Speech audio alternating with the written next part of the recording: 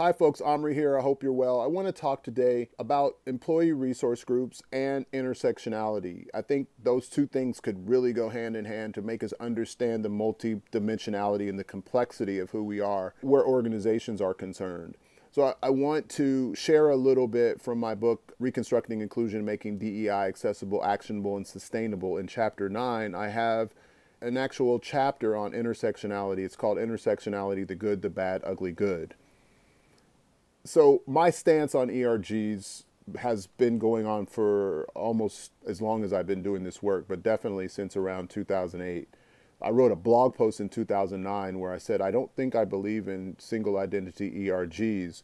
I got some interesting responses from that, people arguing with me that ERGs needed to be safe for a particular group. And I said, yeah, that's absolutely true, but they shouldn't be safe just for that group. People should be able to feel safe everywhere, and somebody that's not of that group could still be for being a part of that ERG. So we really wanted to make them multidimensional.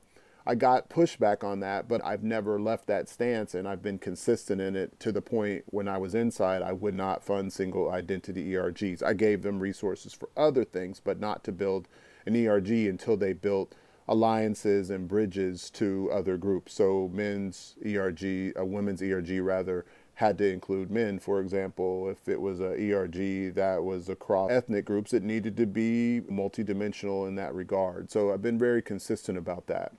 So I want to share one passage from the book that a CEO, and this is something that I use in the second half of the book in each chapter as a CEO letter, but this CEO letter is talking about the potential for intersectionality.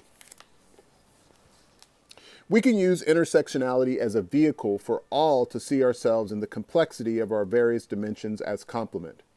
All combinations of identity make up what we call organizational micro and macro culture.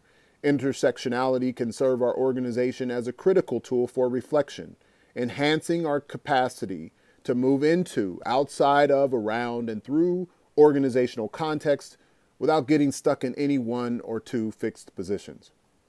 We have this gift, but it is important that in this case, we look a gift horse in the mouth, so to speak. That is, while making meaning of intersectionality, we cannot create a vacuum or a silo that prevents, or even worse, weaponizes the concept because we use it to further an exclusive agenda.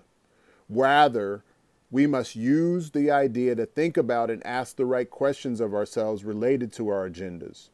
Meaning, we have to explore and make sense with those who have tendencies to zoom in or out of places we don't zoom into and see our organization in ways we might not be able to in creating equitable outcomes for everyone.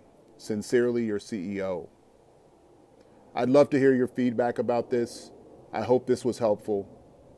Go Chiefs. Make it a great day. Peace.